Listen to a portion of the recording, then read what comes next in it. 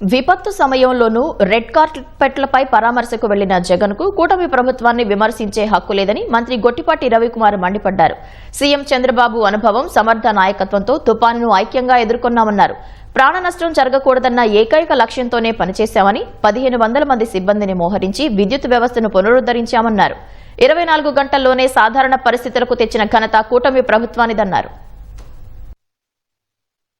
వాతావరణ శాఖ తుఫాను హెచ్చరిక ఇవ్వగానే 25 తారీఖుల్లోనే ముఖ్యమంత్రి గారు రాష్ట్ర ప్రజల్ని, యంత్రాంగాన్ని మొత్తాన్ని కూడా అలర్ట్ చేయడం జరిగిందనమాట.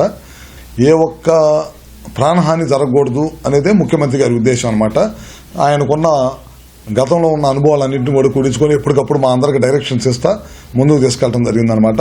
చాలా పెద్ద ఎత్తున డ్యామేజ్ జరిగింది. మీరు చూడండి ఒకసారి 12,500 పోల్స్ పైన డ్యామేజ్ అయినాయి. అన్నిటిని కూడా కొత్త పోల్స్ రీప్లేస్ చేశాము. దాదాపు 2,900 కిలోమీటర్లు కండక్టర్ మొత్తం డ్యామేజ్ అయింది. అవన్నీ కూడా వేయటం జరిగిందనమాట. ట్రాన్స్ఫారాలు దాదాపు 2,500 నుంచి 3,000 ట్రాన్స్ఫారాలు దెబ్బతిన్నాయి. అన్నింటిని కూడా రీప్లేస్ చేశాం. సాధారణ స్థితికి 24 గంటల్లో తీసుకొచ్చిన ప్రభుత్వం ఏదైనా ఉందంటే అది కూటమి ప్రభుత్వం. చంద్రబాబు గారి నాయకత్వంలో ఇవన్నీ కూడా చేయడం జరిగింది.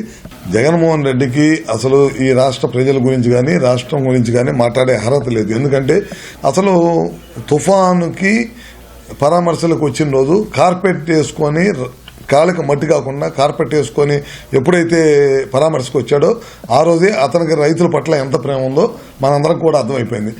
జగన్ ఎప్పుడు కూడా ఏ అవకాశం వచ్చిద్దా, ఏది సింపతి పొందాం అనే ప్రయత్నంలో ఉన్నాడు. ఎందుకంటే అధికారం ఇచ్చినప్పుడు ఏమన్నా ప్యాలెస్లో నుంచి బయటికి రాలా, అధికారం లేనప్పుడు ఏమన్నా ప్రభుత్వం చేసే మంచి పనికి మెచ్చుకోకపోగా ఏదో ఒక బండ్ వేయాలి, ప్రభుత్వానికి మేనా నిందేయాలనే కార్యక్రమం తప్పక వేరే ఆలోచన జగన్మోహన్ రెడ్డికి లేదు, జగన్మోహన్ పార్టీకి ఎప్పుడూ లేదు.